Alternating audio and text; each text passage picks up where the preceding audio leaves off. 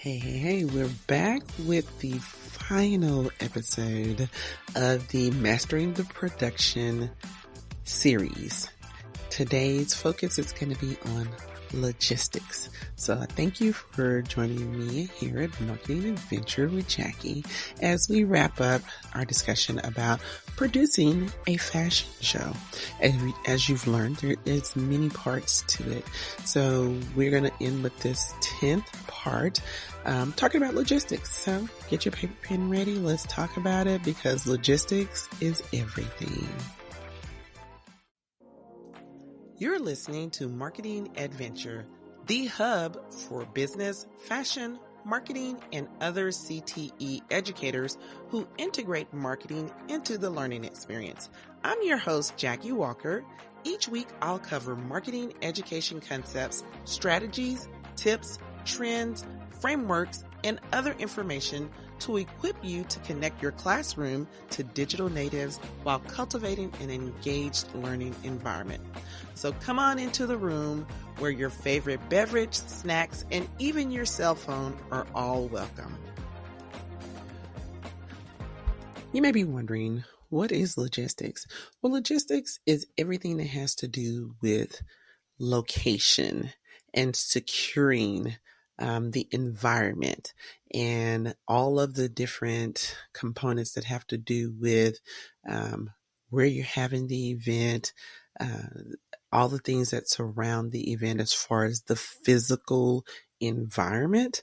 We're going to be talking about that in logistics. That is what I'm covering in logistics. Logistics could be how something goes from one place to another. It could be what, like when you're talking about having physical goods, the facility where you house those goods, those are all the things that go into logistics. It has to do with the to and from and location and environment for something. But as far as the fashion show, logistics is going to be focused on the area in which the fashion show is held, where the practices are held. I'm going to cover 5 different things. So we're going to cover location, seating, changing rooms, the front and back of house on the particular day of the event, and security. So let's talk about those things. One of the main roles in producing a fashion show, one of the lead roles is the logistics coordinator. This person is going to be responsible for those 5 different areas that I mentioned earlier. So let's talk about the location because this is something that has to be figured out fairly early in the game because the fashion show runway has to play a part in how it's going to look. And the location is key about that because you need to see what space you're dealing with. Okay. So they're going to look up various locations and make suggestions about the locations for the fashion show. They'll present that information to the team and then they'll contact the potential locations for all of the information that's necessary to provide the information to the team. So once you've looked at the locations, talked to the team, made a decision, then you secure that location, whether it's going to be at your school or in a park or at a recreation center or wherever it is that you determine that you want to have your fashion show. You're going to have to secure that. And that is what the logistics coordinator is going to do. I remember one year my students suggested having the fashion show at the Fair Park. I don't know what this particular building, automobile building. Yes. And we looked into that. We traveled down that road of looking into that to see if that is going to be viable for us to be able to have our fashion show at the location. It's a nice big building. I don't know the square footage on it, but a lot of events are held there. It's called the Automobile Building because during our fair, that's where they house the various automotive companies and display cars and all of that. And then there's been some major events held in that building as well. And they wanted to have a major event place to hold their fashion show, but they quickly learned that it costs money to house it there, to have the event there. And then there was also the security as far as paid police security to have it there. And then there were just so many things you had to go through as far as the application and all of the logistics, all the contractual things that they had not thought about. But it was a good opportunity for them to explore that and find out what all is involved with attaining a location to have a fashion show. Hence the reason why we have our fashion shows in the auditorium every single year. It's free. It's available to us. We have access to it, and we can the logistics of it, the as far as the environment and everything. We are familiar with it, and it's a controllable thing. So anyway, select your location. The second thing that the logistics coordinator needs to look at is the seating. Once you've selected your location, now you have to go about how are we going to seat these people? What is that going to look like? Because generally there's a VIP area. Generally there's an area that's reserved for like family and friends. And then there's your general population. So you have to see how many seats does the facility hold. And if it's a really large facility, how many of those seats are you going to use actually for your fashion show? So you may have to look at roping off in areas so that people just don't sit any and everywhere, and you can confine them to one particular location. But you want to obtain the seat count, and then, like I said, determine how many people you're going to have in your VIP section, and then create a chart for the seating. And that's a diagram that we always created so that we can not only just show where the seating was, but how we wanted to place people throughout the event that were our volunteers and helpers. And we'll talk about that when we talk about front of house. All right. So the next thing that the logistics coordinator needs to do is to secure the areas for the changing rooms. If you're in a school using your auditorium, I don't know how your school is set up, but mine had the choir room and the band room on one hallway, which rarely was used in the evening time, which is when we normally had our fashion shows. So we always had access for sure to the choir room. Then the band could be practicing in the evening time as they prep for, because during that time when we had our fashion shows, it was in the fall. So they were still in full season with football games and all of those things. And it was generally around homecoming time. So they will be prepping for that. So we might not necessarily have access to the band room, but they did have some practice rooms that were off to the side. We just had to speak to the band coordinator, the band director, to find out what's available. So the logistics coordinator was the person that would be sent out to go and do that, to speak to the various teachers for access to their rooms and gain that approval, and have a sheet that we had filled out and had them sign saying it was okay, so that we would have that formal confirmation that we were able to use those rooms. Now, if you're using another facility, you have to find out if there are other rooms that you will have access to, or if there's a part of the facility that you will have to section off and create a dressing room, like with a tent or with whatever you may have that could act as a divider and provide confidential and security to the models as they change into their clothing. We had to do that one time. We had a fashion show that we did for the city of Dallas at an event that they were holding right there on the plaza at the city of Dallas. And we model clothes that I got from Target and some other locations. And we had to create a dressing room. They asked us what we needed. So we told them that we would need some tents for our dressing rooms. And so they were able to construct some tents. I think we had 2 different tents that the students were able to change their clothes in and then come out and do their little model walk, and then come back and make their change. So you have to arrange a place for the models to change their clothes and secure those. Don't just assume that, we'll have a space. We're renting this space or we're using this space and we'll be able to use the restrooms or whatever. But keep in mind, the restrooms are not a good place for the models to change clothes because the restrooms are being used by the public who are attending the event. So you need to have a place where they are actually going to be able to have enough room for your racks and your clothes, the models, the volunteers, and everyone, the designers, and everyone to have access to that location and fit into that location comfortably. Now, the next area, the fourth area, is we're talking about the front and back of room. And that's managing those resources that are actually helping you on the day of the fashion show. And those resources are volunteers, generally from our fashion program, but they also could be other students who want to help out with the fashion show. But it was generally our freshman and our sophomore classes that were helping out with the fashion show. So what you have to do is create a responsibility chart, number one, to show who's going to be handling what, because you have a lot of different areas, and I'm going to talk about those areas in a moment, that need to have coverage during the fashion show. And that's why you need that seating chart, because with the seating chart, you see the aisles, you see the doors and all that stuff. And so those areas are going to have to be covered by volunteers. So you create your responsibility chart, you create a diagram labeling where all the stations are, where people will be working with the fashion marketing team and the volunteers.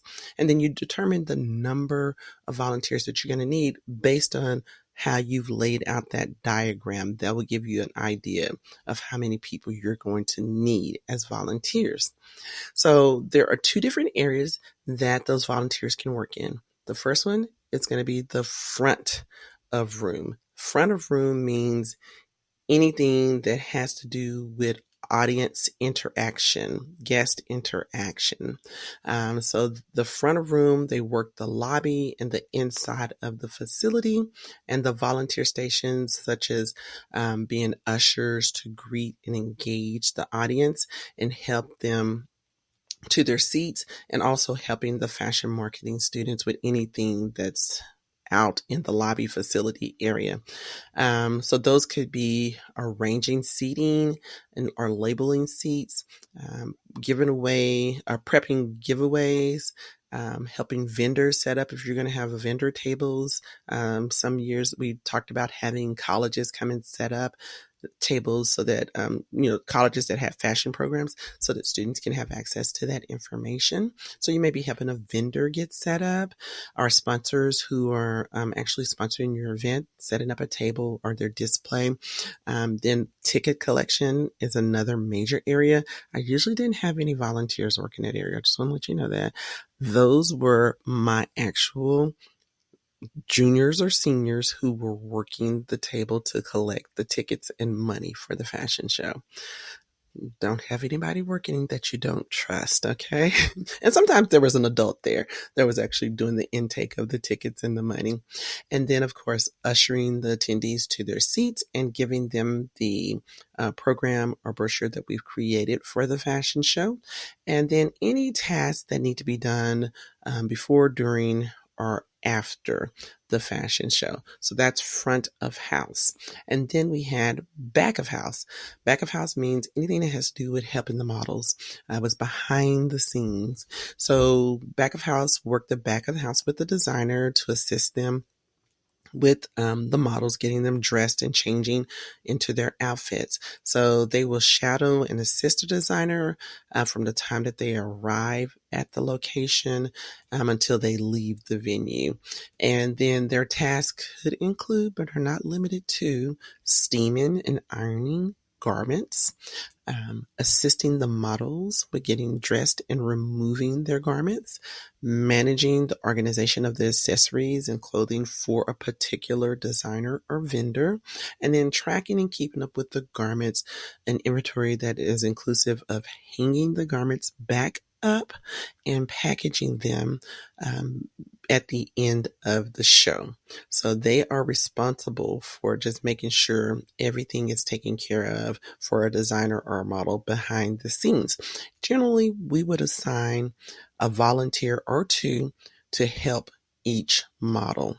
And they were responsible for making sure that those clothes were put back on the rack and that everything was returned to the rack and that something didn't happen to leave the premises with someone. Okay. So that is front and back of house. The last thing that I'm going to cover is security. And I mean, a lot of times people don't think about this, but you need to have security at all times. On our campus, if we held any event before or after school, we had to have a campus security officer on the premises. And so whenever we held practices, we had to make sure that there was security on campus. And that would be the same as when we had our fashion shows. We had to make sure that we talked to the security personnel to let them know that we're going to be holding our fashion show and just have a point of contact for them so they know who to call or be in contact with if anything should arise while we're having our event.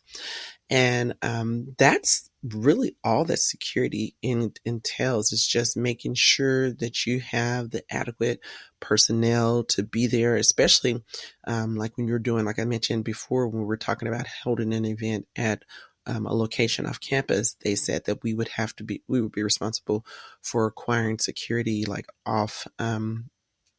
off-duty police officers or a security company are paying for the security that they had there to be at the event. And so security is key because it just helps. It's required most times, and it helps just to make sure that the environment is secure. And you want to create a chart also that just shows all the areas, security points that your volunteers, like your front of house volunteers would also be manning, and security not only includes the outside with the official security guard, but also the inside, making sure that the doors that lead to the stage are managed, and that nobody is who people aren't going where they shouldn't be. Like nobody's going into the dressing rooms that shouldn't be there. Nobody's going backstage that shouldn't be there. So they're manning those areas to ensure that everything is safe. No garments and things are being taken. No personnel are being bothered by individuals who shouldn't be there.